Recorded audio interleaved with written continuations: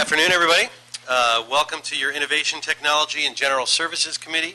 I'm joined by my colleagues, Councilmember Bonin, Councilmember O'Farrell, and we're here for another exciting ITGS committee here. So, Mr. Villanueva, would you let me know, are there any general public comment cards? I have none, sir. No comment cards. Okay, I'm going to recommend that items 5, 9, and 10 be approved on consent. Are there any cards on either of those three items? None, sir. No. But would you like me to read it for the record, sir? Please. Yeah. Item number 5 is a motion by Council Members Buscaino and Blumenfield relative to the Alameda Corridor Transit Authority easements on 2 city-owned parcels associated with the implementation of the Alameda Corridor project. Items number 9 and 10 are City Attorney reports relative to the request to destroy certain obsolete records from the Fire and Police Pension System and the City Employees Retirement System. Is that without objection? No objection. Those items are approved on consent.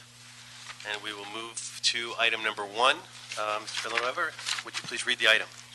Item number 1 is a verbal report from the General Manager of the General Services Department relative to the top 10 department priorities. Are there any cards on this item? None, sir. Great. Mr. Roster is here, the General Manager, to brief us on the top 10 list for this week. Thank you. Welcome. Thank you very much. Our first item, which is the VMS, the Vehicle Management System, ITA, GSD, and the Fire Department and LAPD will be reporting back to the committee later this month on the status of the project and also with implementation measures for implementing this program. So they should be here on our next ITA, GSD committee to have that, I think, 3.1 million transferred out of the UB into the different accounts to get the program started. Yes, well, I'm sure we'll have a robust discussion on that next time around. Okay. SMS, GSD, and ITA will be reporting today in committee on the upgrade of the SMS system with recommendations for implementation. Automated visiting parking, staff is working with the vendor to implement software modifications for user security issues. Equipment upgrade for parking garages. We've completed the implementation in Lot 2 for the commercial lot in City Hall East. We completed that on June 30th. We installed pay stations, entry lane ticket dispensers, gates and exit lane equipment and signage. Our next item is the Energy Conservation Project funding. This year we received $4 million in the CIP for funding for energy conservation projects. We've selected about 10 projects that are high users of energy throughout the city to work with the Department of Water and Power, what they call the ETAP program. And we've started a couple of the audits already, and we've identified one facility already that we could save close to 713,000 kilowatts if we implemented those recommendations. So we're looking at completing the ETAPs by the end of this fiscal year and selecting a number of facilities to use the $4 million to reduce energy. Energy conservation projects implementation for 2013-14, we completed 12 facilities, and these projects we're projecting will generate about 5.7 million reductions in kilowatts annually. Wilshire Boulevard repavement projects, GSD pavement and soil testing continues to be on schedule. The project is currently completing the concrete lanes on the north side of Wilshire Boulevard and starting demolishing the bus lane segments on the south side of the boulevard.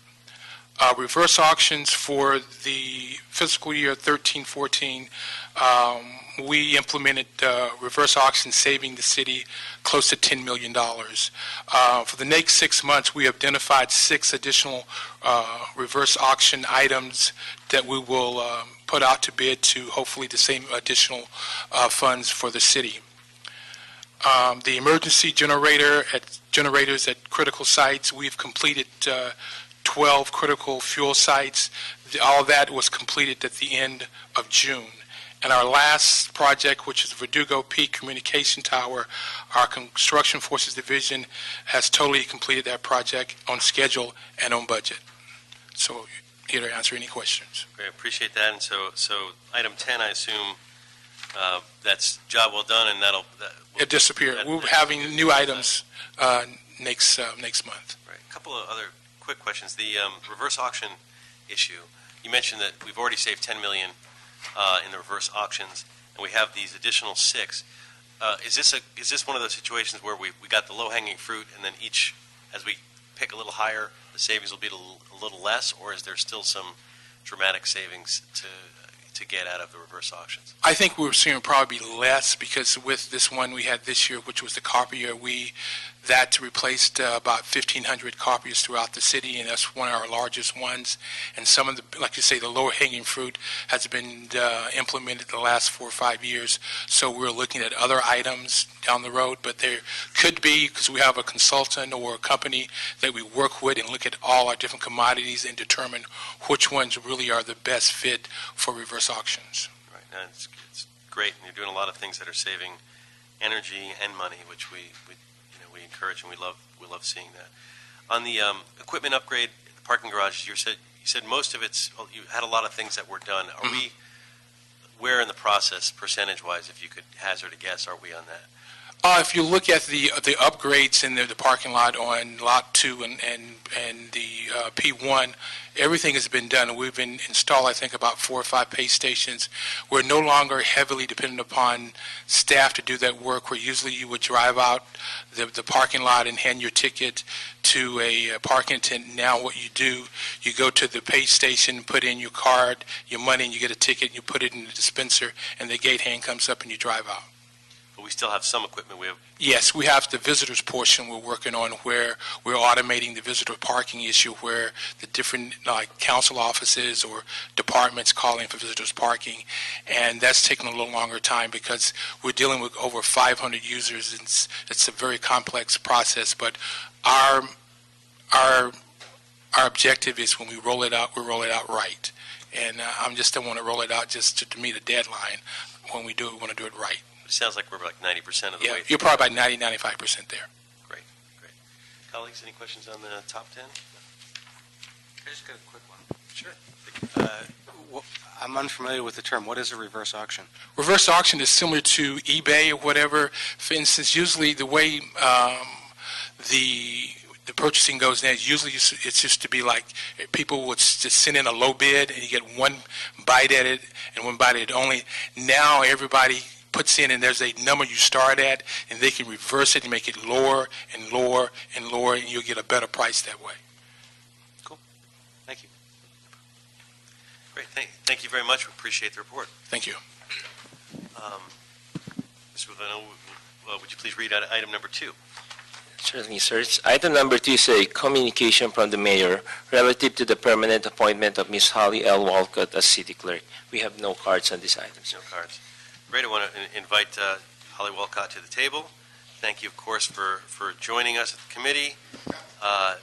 Thank you for your years of service to the city. You've been invaluable. We know you began your career with the city at the clerk's office, and now the mayor's tapping you to head the department. And so we're here to hear from you, get you to share your vision of where you hope to take the department, and sort of 5-10 years down the road or whatever, however long you want to envision your service. Well, thank you, sir. Holly Walcott, the Office of the City Clerk. This is my 366th day as interim city clerk. I'm excited to be here and excited to be the nomination for the permanent city clerk.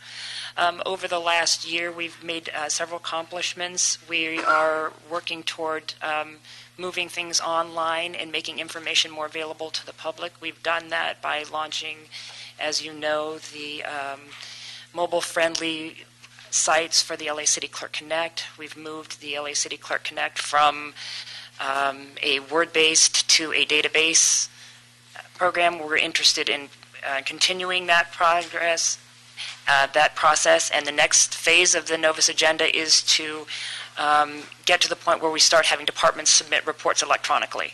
So moving away from paper is one of our key objectives.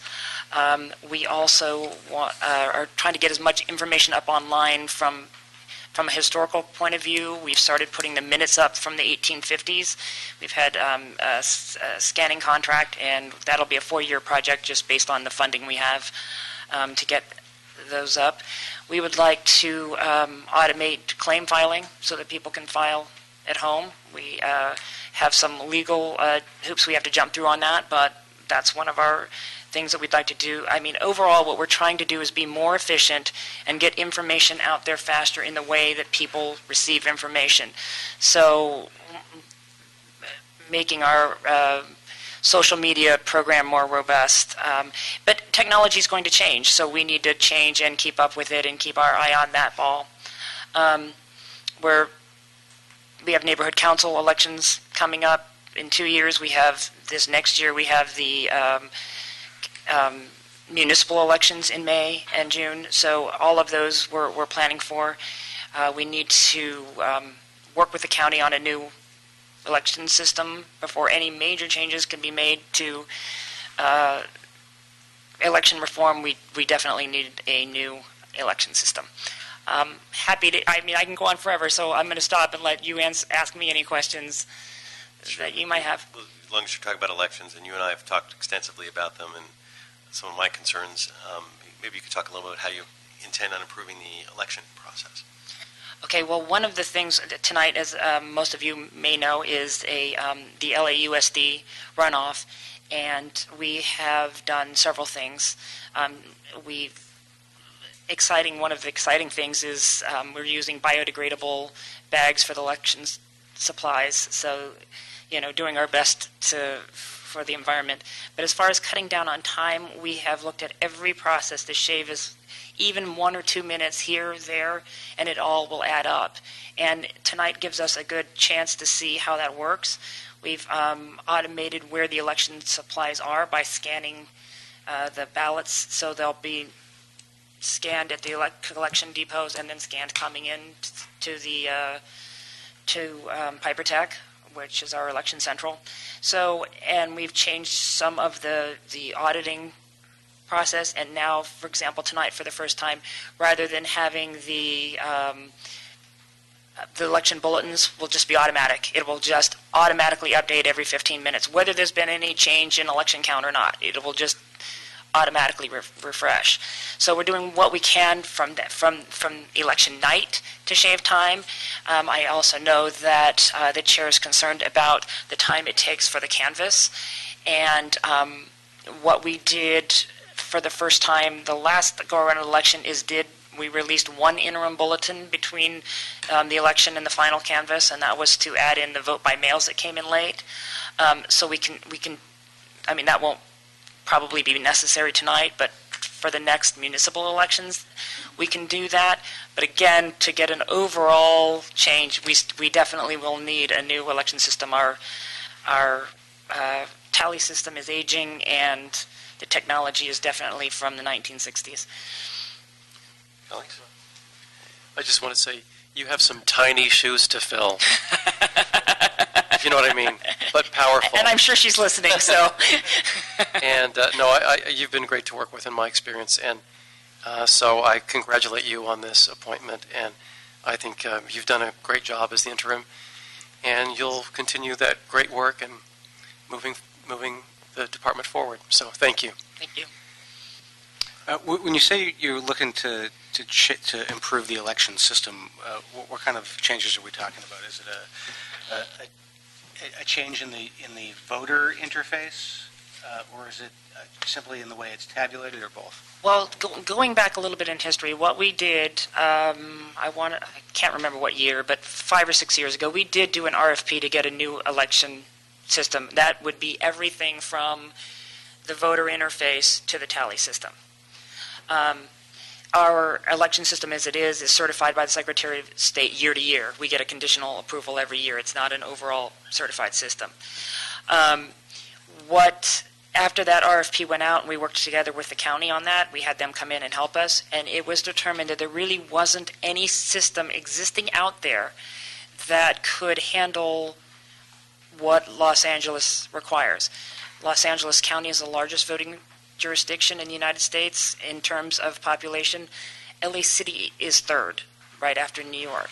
So we have things that we have to consider, such as square miles, the number of precincts, how we deploy supplies to those precincts that maybe other jurisdictions don't have to worry about. So the weight and size of everything matters. So after that, then the LA County started the voter assessment project, and they are building a system from the ground up. And that means everything from the voter interface to the tally. So that is scheduled to be tested. They say 2017. We'll see. That's probably the earliest date it would be ready. We partner generally with the county in election equipment. So the prototypes that I've seen, basically, right now we use a 312 ballot, which is, the 1960s IBM cards. What this particular system, or at least a prototype, does is once you make the selection, it prints your ballot, but only those races that you voted on, and only those names that you've selected, so that you can visually check, this is what I voted for, the name is written there, or the proposition yes or no is written there. But it wouldn't have every race on, like the ballots currently, just the 312 cards, they have to have a spot for every race. So, and then it would be a scanning system. The system would scan the answers, and so that's currently where it's going. I know everybody's interested in, well, why can't we vote online? And there's still tremendous security issues that have not been resolved. But the whole idea of the county building this system from the ground up is so that it can change as technology changes. How extensive has the county's working relationship been with the emerging tech community in Los Angeles in making sure that, if we're approving something in 2014 that's going to be experimented with in 2017, fully rolled out probably a few years after that, I'm always afraid of purchasing a technology that's going to be antiquated by the time we have it. Right, and that's why they're not building it. They're building it from the ground up, and part of this whole project is taking in information from everybody. I want to say it's MIT they're working with. It's one of the big tech universities, but they're working with several. They've got community groups, they've got government groups, they've got technology groups. So they're doing a really robust job of. And one of the key components from the get-go was that the system wasn't static, that it could change with emerging technology. Last December, I was in Israel with the Jewish Federation, and we visited a center they have there. It's co-located with Google, and it's a volunteer organization mainly. It's a center for civic innovation, and they've done a lot of things in partnership with Parliament so that you can very easily see the voting record of your particular member of Parliament. Do we have any partnerships in the works with the tech community here in Los Angeles to help us innovate what we have available from your office? We don't currently, but that's an excellent idea, and we can look into it. Okay. Something I'm happy to help with. I'm sure Peter Marks could Would love to work on that. Also be helpful with that. On Election Day, how are we doing with being sufficiently staffed with poll workers? Are there things we can be doing to help increase the numbers of people you have? Generally, it's always a challenge because people have to take a day out of their lives, and people who've been doing it, your traditional sources, either get tired of doing it or have grown beyond the point where they want to do it anymore. We tap students, we tap city employees, and we have a heavy recruiting process out there. And of course, since we're translating into so many different languages, one of the key issues is to make sure that each one of those sites that are identified that require second language assistance have one or more, it could be more than one language. I mean, one site could require Spanish and Korean, or Tagalog and Vietnamese, something like that. So, Do we do recruitment through the existing partnerships and infrastructure we have, like with neighborhood councils that we partner with and that you guys help with, or community-based organizations that get money from HCID?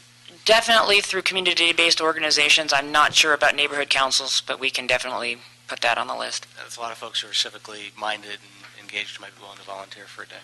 Thank you. Any other questions?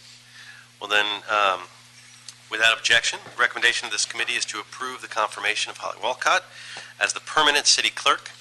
And with that, congratulations on getting through this committee and on to the next process. Thank you for your time. Congrats, Holly. Thank you.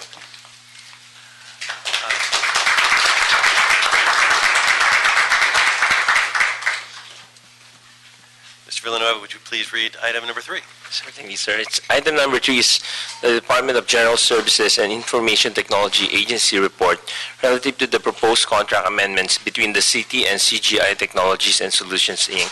for the Supply Management System Replacement Project. We do not have any cards on this item. Right, so we can have ITA and GSD at the table, and I'd love to hear a presentation. Thank you. Good afternoon. Ted Ross, Assistant General Manager with the Information Technology Agency. I'd certainly like to let our partners on this important project introduce themselves. Debbie Ramos from Department of General Services. Todd Bowie, Controller's Office. Excellent. Mr. Chairman, honorable members of the ITGS Committee, this critical report is a recommendation for the replacement of the city's supply management system, known as SMS, using the purchasing module of the city's existing financial management system, aka FMS.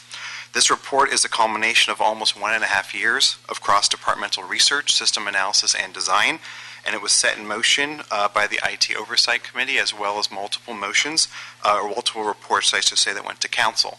I think to do it justice, since it's a large multi-year, multi-million-dollar project, we want to give a little more background on it. The SMS system, in short, is the city's purchasing system. In other words, it's the computer system that city departments use to purchase all of their materials and supplies. Last year, for example, this involved almost 87,000 purchase orders to the tune of about $469 million in separate purchases.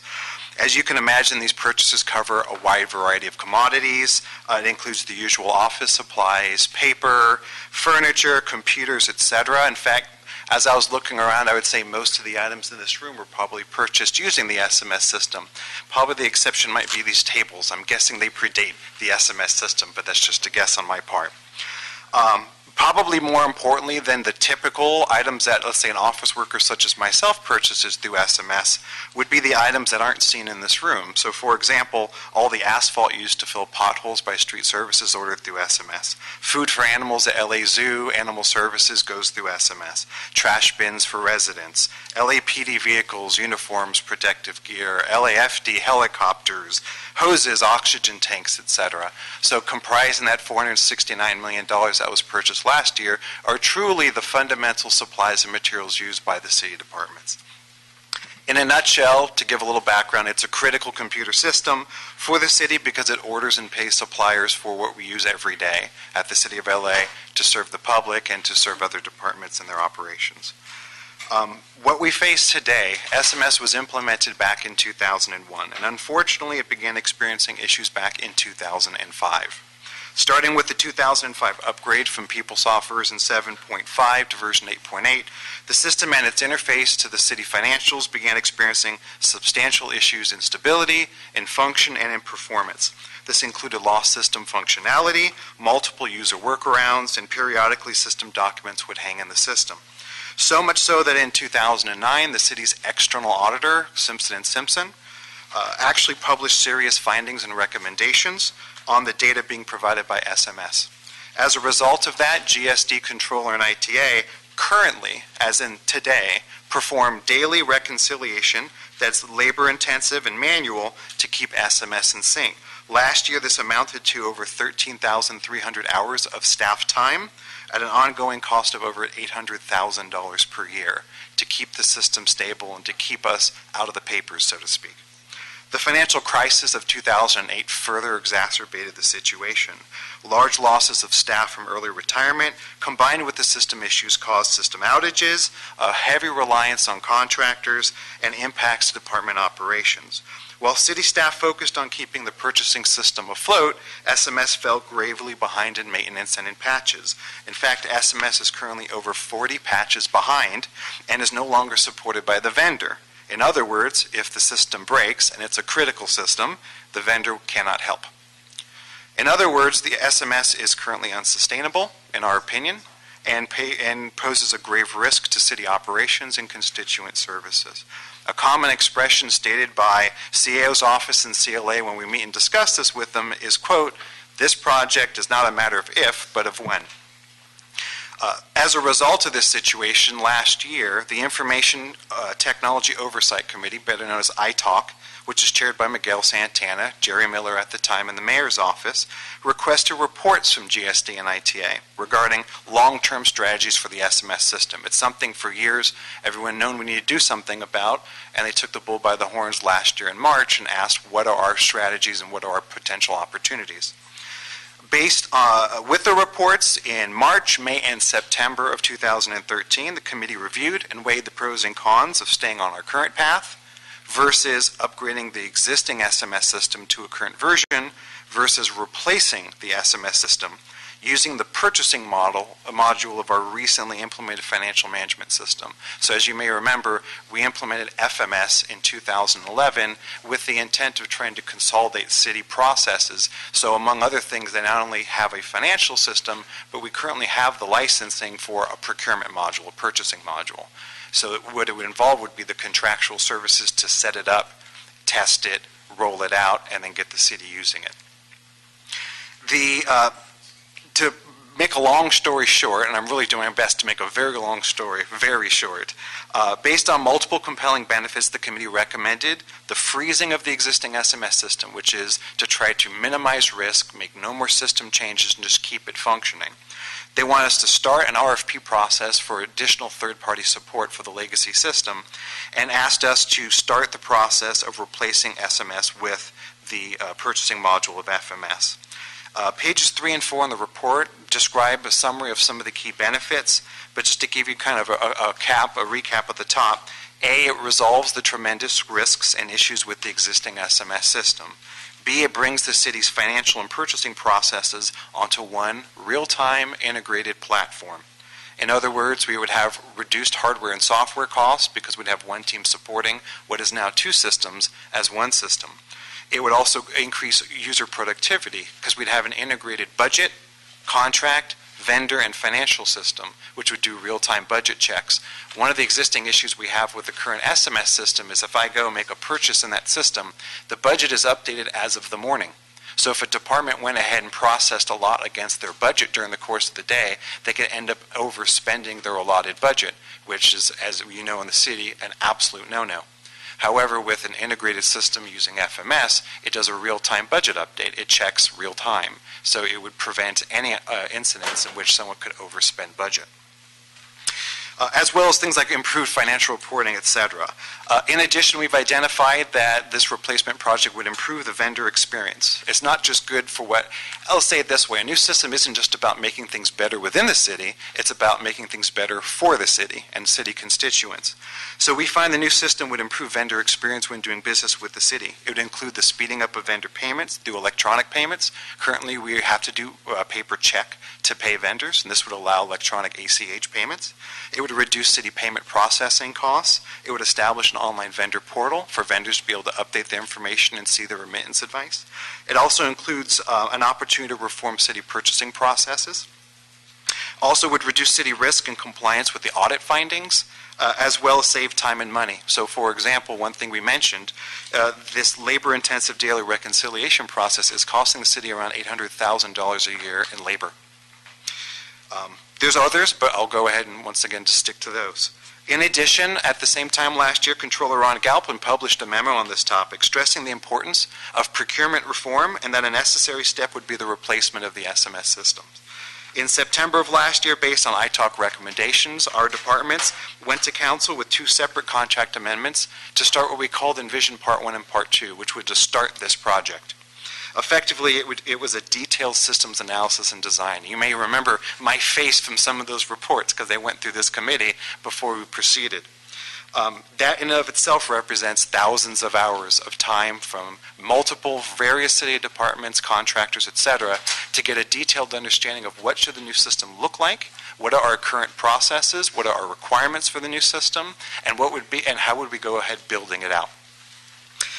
In addition to our department submitted budget packages to start the build phase this upcoming fiscal year.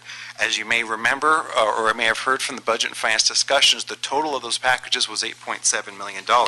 However, like many other projects through the budgetary process, it wasn't fully funded at that point, and the project was allotted $4 million, which is currently in the unappropriated balance. The total cost of the project, if you care to look on the report on page 3, which has a table, it breaks it down by fiscal year. One of the benefits by us approaching it this way, instead of saying we need money and we'll start thinking about it in the future, this project has already gone through a very detailed systems analysis and design. So we end up with hundreds of pages of documents of clear understanding regarding our processes, how the system should be configured, and what should be turned on and a time frame of it. So we also end up with a very clear cost of what it would take. So you can see here it's broken out, showing how we would appropriate, how we would utilize the $4 million in the current fiscal year, but you also see this as a multi-year, multi-million-dollar project, so it represents commitments for future fiscal years.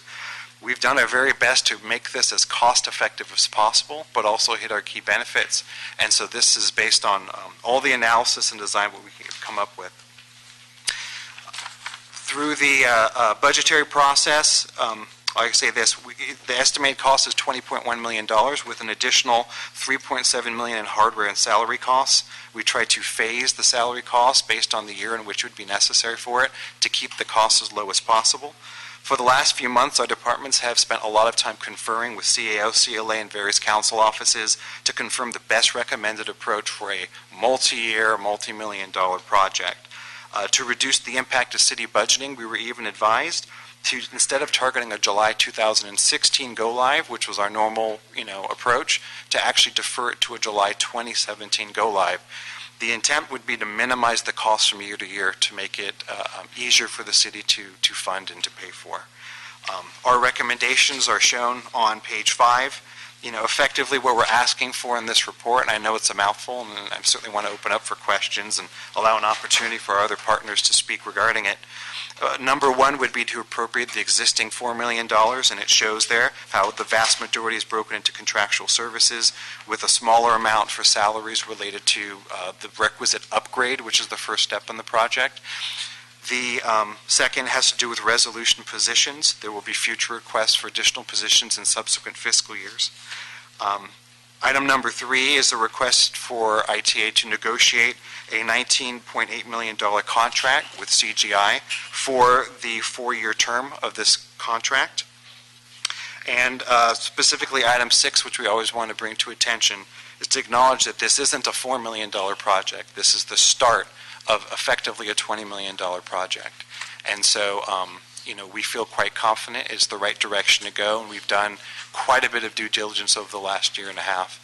With that, I'd like to open up to any input from our partners or questions from yourselves. Sure. First, if the partners, either of you want to chime in, or we can do it in questions. The Controller's Office is very supportive of what Ted's spoken of here today, and so you've had a great hand in terms of the development of this project to date, and we're very eager and excited to get started. So we're very anxious to move forward and think it'll bring great benefits. From a GSD perspective or a purchasing agent perspective, we recognize that the SMS system is a critical system. We also recognize that we've been, trudging along with it. But really what this project does is it minimizes the city's risk. We've been sort of holding our breath, hoping that nothing breaks, nothing happens.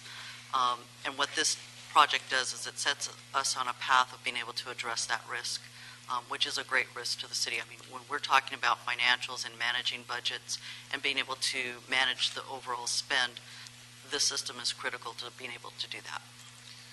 So, on the risk question, because it is a huge risk, and we talked a lot about this also in Budget Committee, as we're going through the budget process. We go ahead with the spend today, we're still at risk for another 4 years, right?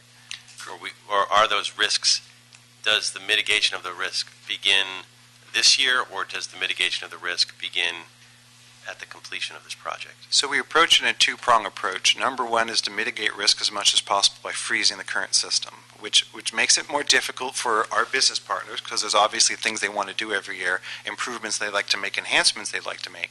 We find it's critical to, if it ain't broke, why fix it, so to speak? So if a certain piece or component is working, to minimize how much you stick your fingers in it. I stopped working on my cars years ago. I used to work on them all the time, but I found that at a certain point, I was actually breaking them more than I was fixing them. That's just a personal attestation there.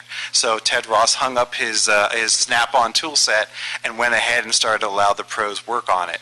From the same perspective, the more we can minimize impacts to the existing system, the more we can stabilize it. But that's a burning platform. That's not something we're going to be able to do for 10 years to go. Far from it.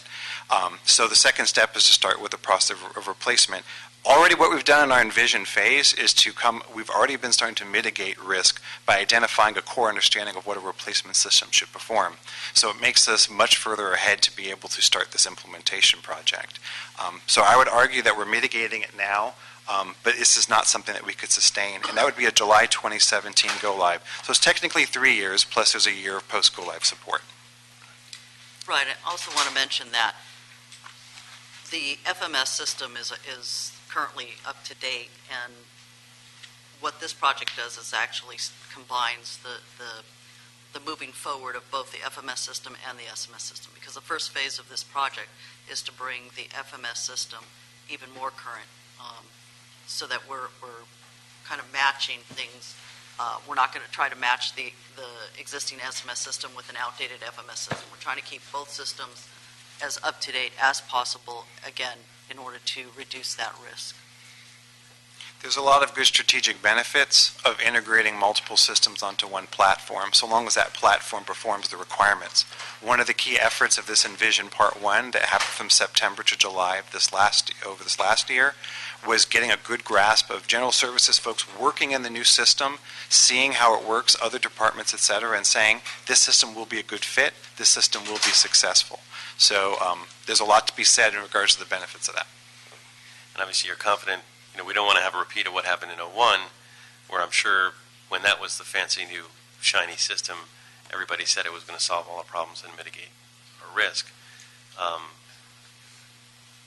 It seems like we're in a different situation, but I'd love to have a nice assurance as to why and how we're in a different.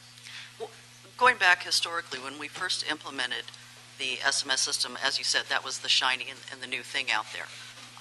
Again, we were trying to take that system and connect it into a legacy system, which was the previous FMIS system.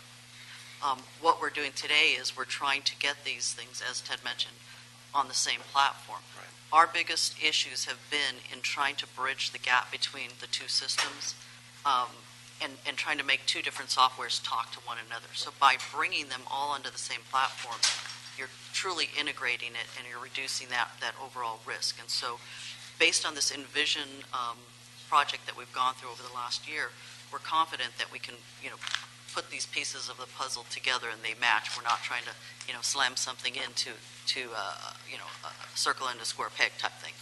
There's a little joke I make at ITA with our staff, and I say, how is ITA like the CIA? And the answer is their successes you never hear about, but their failures everyone knows about. And so in a lot of ways, folks who work in accounting or folks who work in systems toil behind the scenes, right, in P4 data centers and all these different areas to keep issues from ever escalating to a council member or to the mayor's office, et cetera.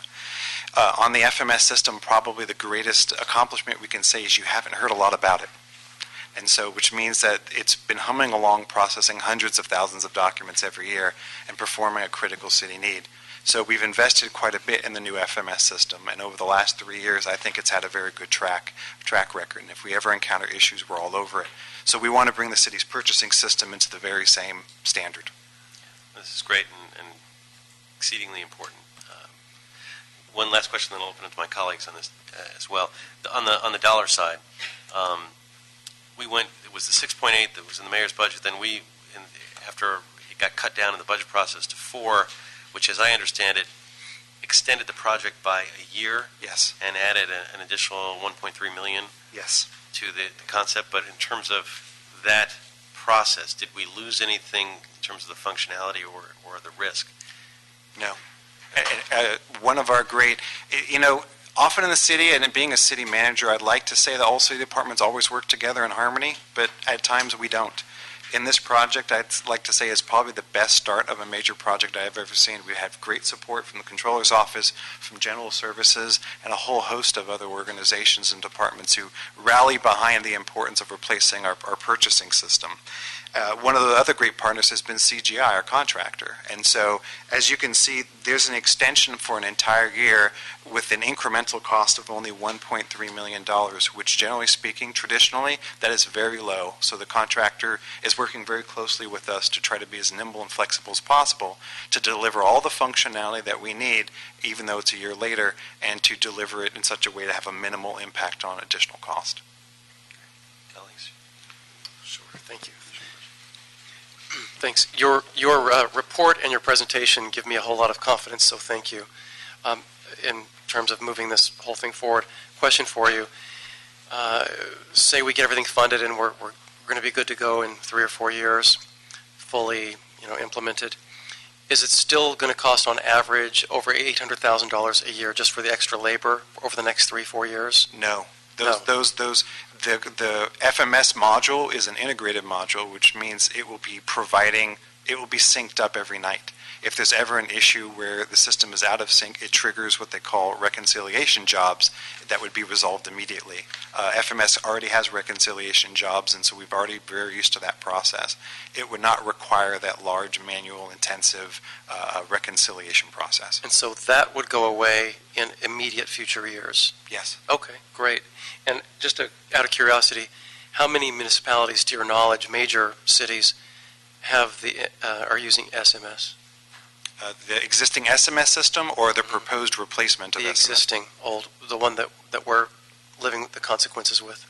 I'm not really sure. I know that a number of them that started out using it have already made the jump to other systems, but we haven't really maintained the relationship with the user groups that we had in the past once we moved away from support. Clearly it's less and less, if any, because Correct. they no longer even maintain the system. So I was just that was a curiosity question.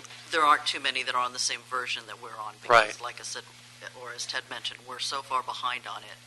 There's other versions that have come out. Oracle has also released some of their own products because this was originally a PeopleSoft system. And so we're sort of just seeing the whole thing go by the wayside.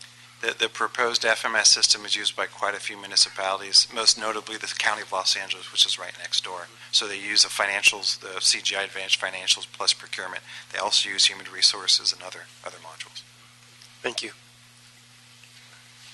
Okay, then my recommendation is going to be to approve this item and request that ITA and GSD provide periodic progress reports. Absolutely. And without objection, it's so ordered. Thank you. Thank you. And we will move to item 4. Yes, sir.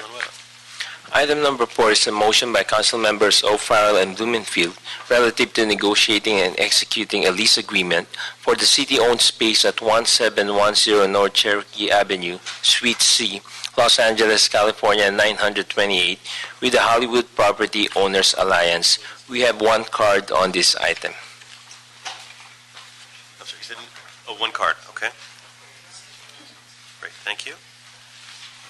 And I guess we'll start with our public comment card. Mr. Joseph Mariani. Mariani. What's it? Mariani. Mariani, apologize. No worries. Thank you, Mr. Chairman. Thank you, council members. I'm Joseph Mariani. I'm here on behalf of the Hollywood Property Owners Alliance, and just wanted to inform you we are a nonprofit organization that manages 2 business improvement districts in Hollywood. We spend about $1.5 million a year in maintenance services, which include pressure washing, graffiti removal, bulky item, that helps supplement city services. The purpose in us trying to negotiate this lease is to secure a maintenance headquarters for our maintenance provider. Since we've hired this vendor in 2000, they've been stationed on a parking lot at Cherokee and Selma. That parking lot now is slated for construction for workforce housing, and so we feel like this space would be a good fit. It was previously used by the Hollywood beautification team as a maintenance headquarters as well.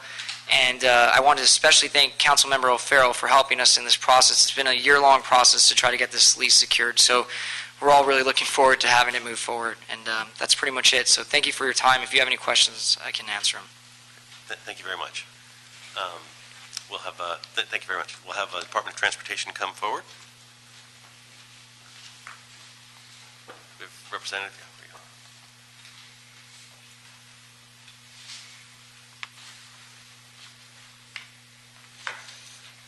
Good afternoon, council members. Rene Saglas, Department of Transportation, Parking Facilities Division. If you have any question, I'm here to answer all the questions that you would like to ask regarding this request for us to accept or approve a lease agreement with the Hollywood Homeowners Property Alliance or Hollywood Property Alliance Association.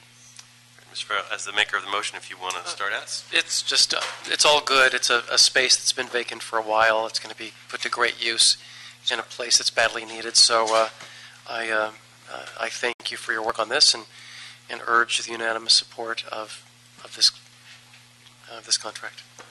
Were there other parties interested in this space, or is it?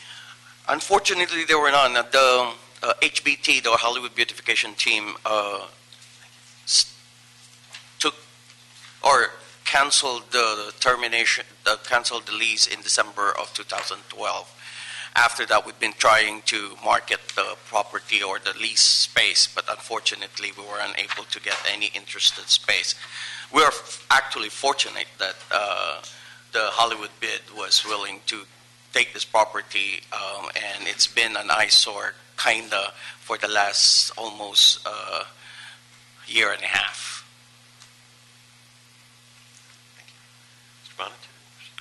It's an O'Farrell motion with a Blumenfield second. I didn't dare challenge it. No challenge, just, asking. Okay, then with that, we're going to, without objection, approve the motion. Thank you, Councilman. Thank you very much. It is approved. And we'll move to item 6, right? 5 we already covered, and we're moving to 6. Item number 6 is the Municipal Facility Committee report relative to the lease agreement with the Armenian Cultural Foundation for the old fire station number 83 at 5001 North Balboa Boulevard, Encino. We have one card on this item, and there's also a community impact statement submitted on this item by the Lake Balboa Neighborhood Council and the Encino Neighborhood Council.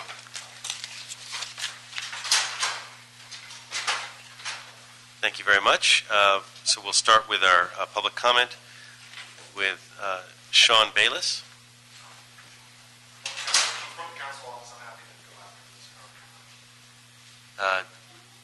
Okay, well, then we can, either way. So I'm happy to have the formal present CAO go first, and then we'll have Mr. Bayless afterwards.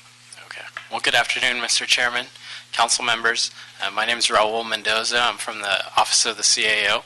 And this item is in response to a council motion to present a 50-year lease with the Armenian Cultural Foundation at the old fire station 83 in Encino. And so the ACF, the Armenian Cultural Foundation, is a 501c3 nonprofit organization. They operate cultural and educational centers. And so one of the first things that we looked at was the length of the lease term, which, like I mentioned, the council motion asked for 50 years. And so we kind of looked at other similar leases. Like, for example, the Korean American Museum, they have a 50-year nonprofit lease with the city, but theirs was for a ground lease where they would have to spend about $20 million to construct a building. Here is a little different in that there's a building on site, but the building still needs significant improvements, an estimated about $1.2 to $1.5 million in construction to bring it up to code. And so kind of taking that into consideration along with trying to best respond to the council motion, our recommendation was to do a lease term of 30 years. And in addition to that, our office did a community benefit analysis to justify the need for this lease or, what's presented. And so looking at the rental value of the property, if it was already rehabbed, a usable facility, would have been about $5.3 to $6 million for the rental value over the lease term of 30 years that we were proposing. That's in comparison to the value of the services that are being offered by the Armenian Cultural Foundation, which value over $16 million over the same lease term. So there's definitely a community benefit there. In addition, I mentioned the construction that they'll be doing, about 1.2 to 1.5 million to rehab, code repairs, which will really be significant not just for the city but also for the community, in that this is a facility that's been vacant since 2006. It's been subject to graffiti, illegal dumping, break-ins, different things. So it'll be nice to have that building rehabbed and used for a good purpose. And then finally, the ACF's also been a willing partner with its neighbor, which is the LAUSD. It's an Encino elementary school, and they're willing to provide the elementary school with parking during times when they're not needing the additional parking on the site of the Fire Station 83, or the old Fire Station 83. And so, finally, in terms of the terms that we're asking for in the lease, there's definitely a lot of value in the services that they're providing, but we want to safeguard the city in asking for proof of insurance from the nonprofit, as well as having them pay for the maintenance, utilities, any repairs that need to be done. And also, in terms of the construction, we keep talking about the rehab that needs to be done. We're asking that they obtain a construction bond so that if they begin the work, we ensure that the work can be completed. And also 24 months to begin programming. So making sure that they get in there and begin work and get the programming, the value of the services that we're talking about out to the community as soon as possible. And so there's definitely significant community benefit here, and the recommendations, or the recommendation in this report, as approved by the Municipal Facilities Committee in their June meeting, is to authorize GSD to negotiate and execute a 30-year lease, nonprofit lease with the Armenian Cultural Foundation for $1 a year. I will add that there was also a request from the council office for an option to purchase the property at the end of the lease, but the instruction from the MFC was that to instruct the CD5 and the city attorney's office to come up with options, and so that would be presented outside of this report, and Sean from CD5 is here to address that if any questions on that. So you're saying, you're not asking in this report for us to make a decision one way or the other on how the ultimate disposition of the building is after 30 years? That's correct. So it's not. But again, if Sean is available to address that separately from this report. Okay. So I was originally thinking that was part of this item, but if we said we can bifurcate that, it's fine as well. Related to the underlying issue, you talked about and Armenian Cultural Foundation, they do great work, and we're excited. I'm certainly excited to have the good work that they have in the community get done as soon as possible, and to continue that, because I'm familiar with the good work that they do, and so I'm very positive about all that. How does it work, though, in terms of the other costs, like the liability? If the roof caves in year 15, is that the city's responsibility or the tenant's responsibility? That's something that we're asking in the lease terms for the tenant to be responsible for, whether it's the roof repair or anything that has to do with the building, because, like I said, they're going to do the construction up front, but we're also asking them to take care and maintain the building during the life of the lease. Right, because even in my short year here, I've heard of being on the budget committee and hearing all these cases we get, situations where sometimes we end up responsible for liabilities where inside of a nonprofit. So another example, if somebody gets injured in the building, are we indemnified as a city from liability? One of the things that we ask for is for our risk management to confirm their liability insurance so that they would still be responsible for that aspect. Okay, so that's sort of a wobbler answer, meaning that we're requiring liability insurance to protect the city, but that, if I'm reading it correctly, we're never fully protected because it's still a city-owned building. So we would be protected in as much as the liability insurance covers it, and someone will still name us as on the lawsuit. To be honest, I'm not too familiar with the indemnification portions. I don't know if the city attorney is here that can answer sort of that aspect of it, but Is the city attorney here on this? And I'm assuming this has become a boilerplate. I'm not so much asking about for this particular example as I know we're sort of transitioning, trying to make sure that we're extra covered on all of our transactions. So again, this is more of a general question than it is specific to this Right. site. Yeah, I'm Annette Bogna. I'm with the City Attorney's Office, Real Property Environment Division. We work with risk management on the boilerplate for these contracts, and we actually defer to them to the actual construction of it, but I'm here to address the potential exposure, and I can tell you that the city is never going to be insulated from being sued in a lawsuit. The city will be argued to have been in breach of the contract, or not supervised the contract sufficiently if somebody gets hurt as a result of a roof that should have been repaired and it wasn't, and somebody got hurt. So, we, as the owner of the building, the city's always going to stand as a potential deep pocket. The only thing that we can do is, make the attempt to supervise this contract. That's one of the obligations that becomes important in these kinds of situations where we're putting these conditions on tenants and we have milestones, because if we don't enforce these milestones, it really doesn't matter what we put in the contract.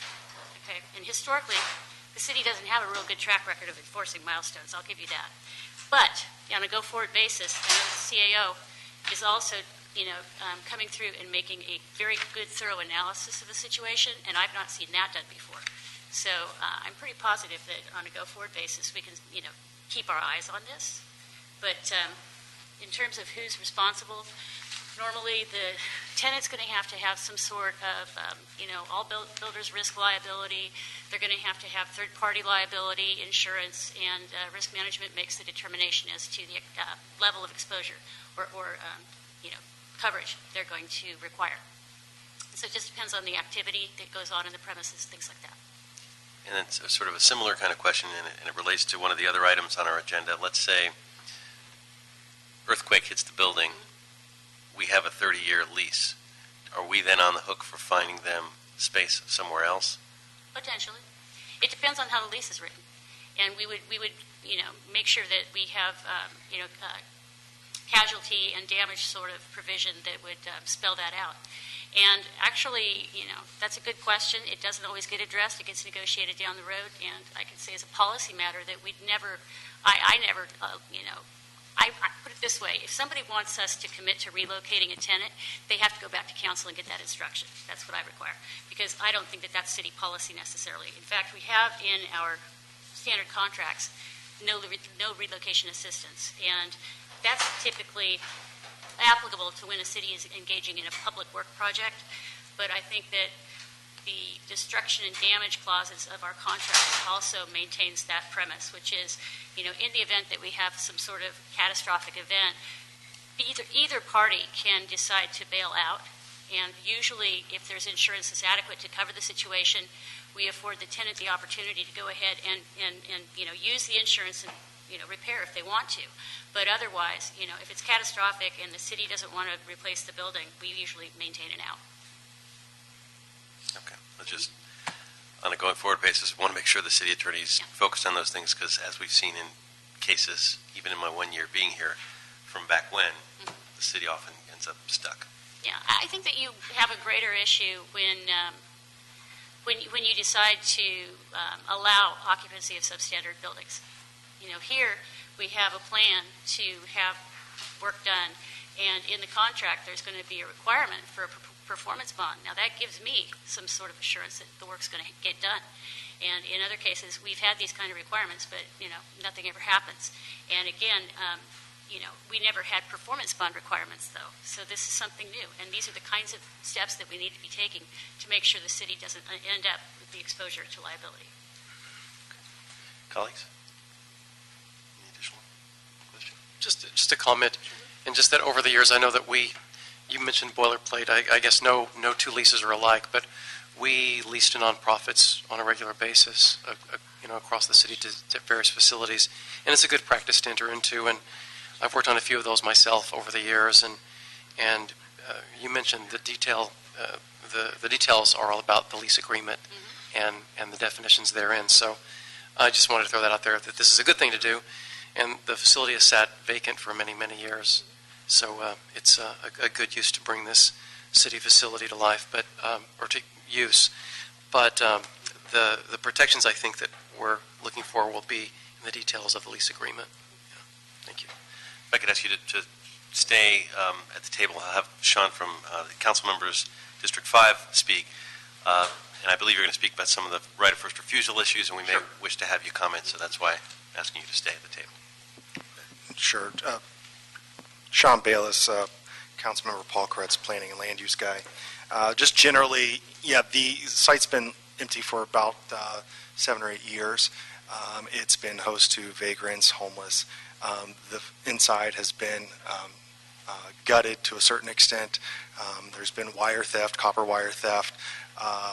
They have ripped out a lot of the piping, which some of it has apparently been insulated with asbestos. So it's a concerning situation when we've got to fix these problems just to maintain the walls around it. And that, combined with the neighbor being a school, our nervousness grows. So we've got a great opportunity here to provide a long-term community benefit at a value much, much higher than what we could have gotten with a lease, especially when the city doesn't have an extra $1.5 to $2 million at city cost to even bring it up to a standard, so we might be able to lease it. And the value to the property at sale, and I'm sure there's a developer out there that would like to purchase it, is the value of the land minus the teardown costs. And so our goal and our thought was that it's better to have a long-term community benefit that will spend their money to upgrade our asset over the long run, as opposed to just a temporary gain through a sale of some sort. So that's what we were looking at, and the Cultural Center provides an amazing organization that has the ability and the resources to make this happen. And that's why we've been pretty comfortable working with them, and they've done a great job at working with us. With regards to the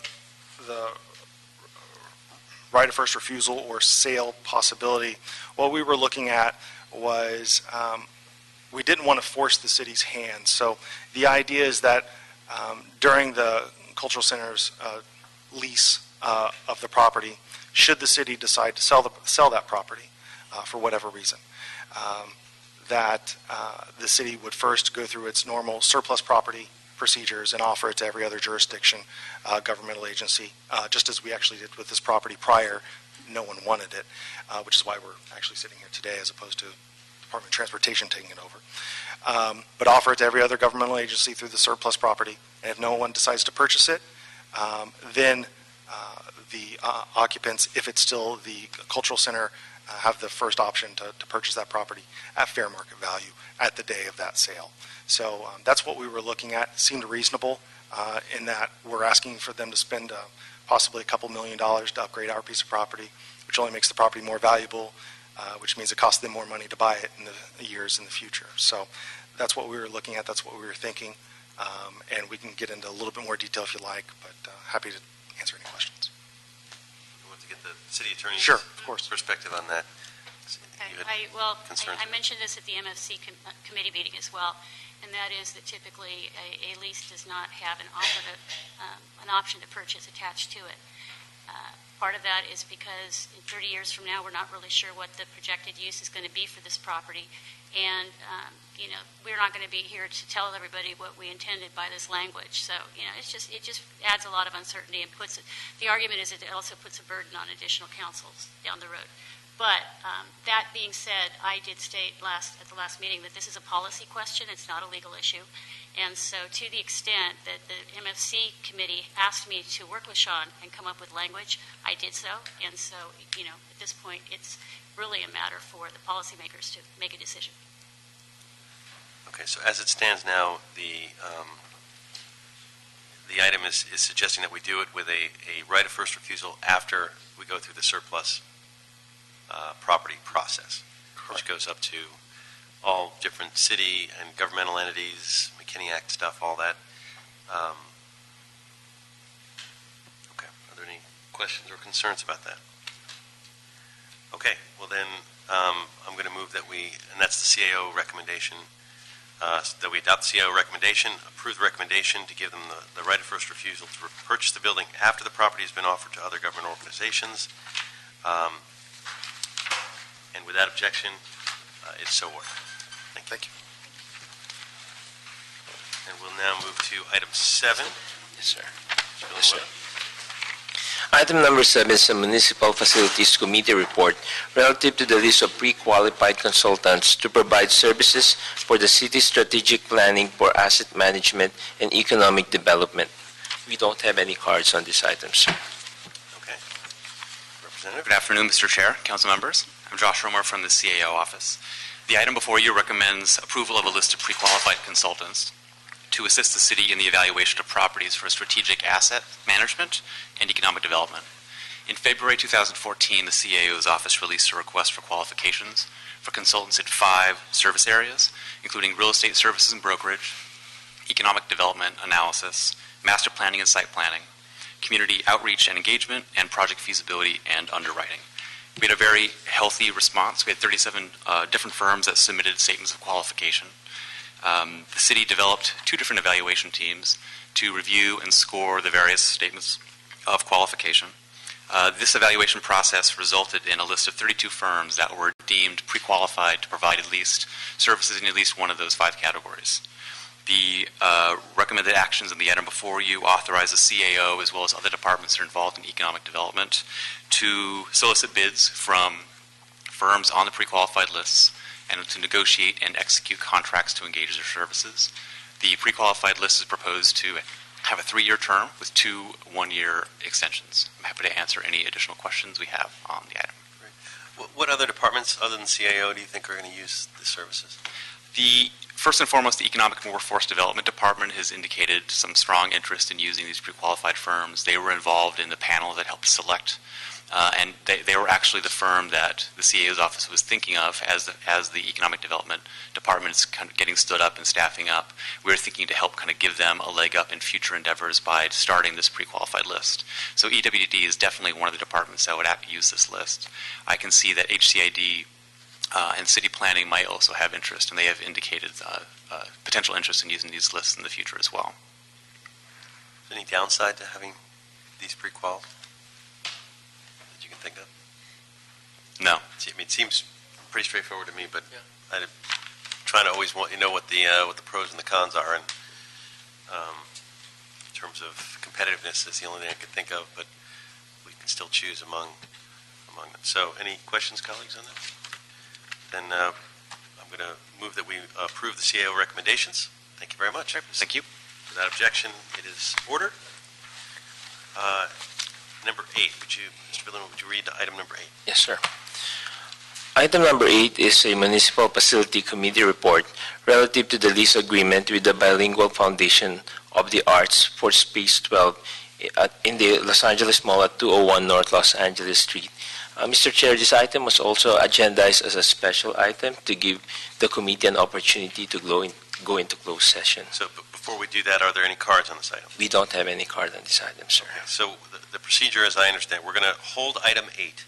Yes, sir. And then we're going to recess the regular agenda and go into a special agenda. There's one item on the special agenda. It's noticed for closed session. It is the functional equivalent of this item. Yes, sir. So would you please read special item 1 as well as the notification for moving into closed session? And as soon as you do that, we'll clear the room and go into closed session. Okay. Item number 1 for the special agenda, which is the same as item number 8 on the regular agenda. Again, it's a Municipal Facility Committee report relative to the lease agreement with the Bilingual Foundation of the Arts for Space 12 at the LA Mall. And the committee can go into recess to a closed session pursuant to Government Code Section 54956.9 sub D1 to confer with their legal counsel with regards to existing litigation. So we can. Thank you, Sergeant. Would you officially...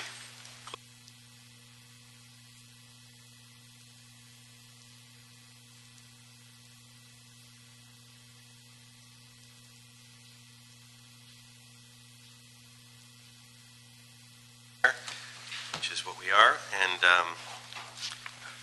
Okay, sir, you can. So the motion was to approve the CAO recommendation for item 8, and special item 1 was for informational purposes with which we're taking no action. Is that correct, Mr. Villanueva? Yes, sir. So just for the record, you're approving the CEO recommendation? Yes. Okay, thank you, sir. Without objection? No objection. Okay, Thank you. great. Thank you very much. So that's approved, and I believe the rest of the items were on consent. Is that correct? Yes, sir. So we have cleared the desk, and this meeting is officially adjourned. Thank you all for being here. You guys both got